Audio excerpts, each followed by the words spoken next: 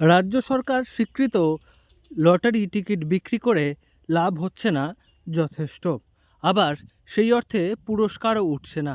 ফলে বিক্রেতারা যথেষ্ট উপার্জন করতে পারছেন না লটারি বিক্রি করে। আর সেজন্যই রাজ্যে নিষিদ্ধ লটারি বিক্রি করছেন বেশ কিছু বিক্রেতা।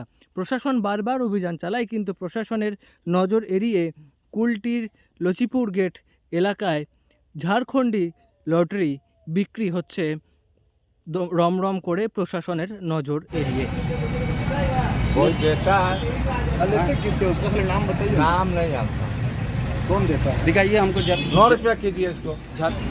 आदमी को 2 रुपया दिन भर बैठ के 50 को 100 को रुपया नहीं होता। बोलने दो। मजबूरी में आदमी कोई भी बेचता है। अभी दिन भर में 500 टिकट बेचेंगे, आप 200 को 50 को 100 को रुपये नहीं होगा तो क्या फायदा होगा? खट के क्या फायदा? तभी टिकट कोई बेचेगा नहीं। गलत तो आप लोग भी तो गलत कर रहे हैं। गलत नहीं कर रहे, हम लोग को ये दिन डेली बेचते हैं, कुछ खेल भी नहीं करता है। अरे को मेथी रहना चाहिए खेलने का, तो खेले तो आदमी का है सबको चीज बेचेगा, कोई नहीं बेचेगा।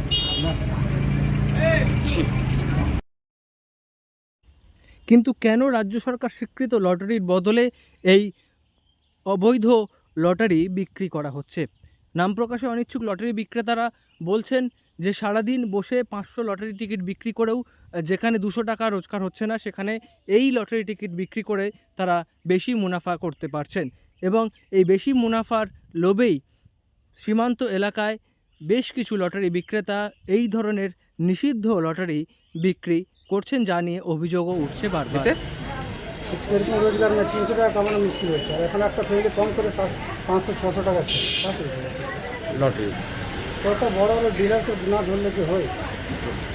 একটা বড় বড় ডিলারকে ধরে একটা কয়লা খাদানে যারা কয়লা চলে তাকে ধরে, একটা খাদানকে বন্ধ করে না, কেন ওখান থেকে মোটা টাকা পায়। সেটা বুঝে দেবে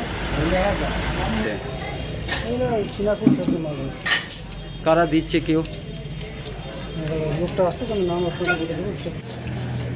প্রসঙ্গত বিগত 1 বছরে বারবার এই অবৈধ নিষিদ্ধ লটারি বিক্রির অভিযোগ উঠেছে আসানসোলের কুলটি লচিপুর সংলগ্ন এলাকা থেকে, এবং প্রশাসনের তরফ থেকে বারবার অভিযান চালানো হয়, বিক্রেতাদের সতর্কও করা হয়। কিন্তু রাজ্য সরকার স্বীকৃত লটারিতে বিশেষ লাভ হচ্ছে না এই অভিযোগ করছেন বিক্রেতারা, এবং সেজন্যই রাজ্যে নিষিদ্ধ লটারি বিক্রির পথ অবলম্বন করেছেন বেশ কিছু বিক্রেতা।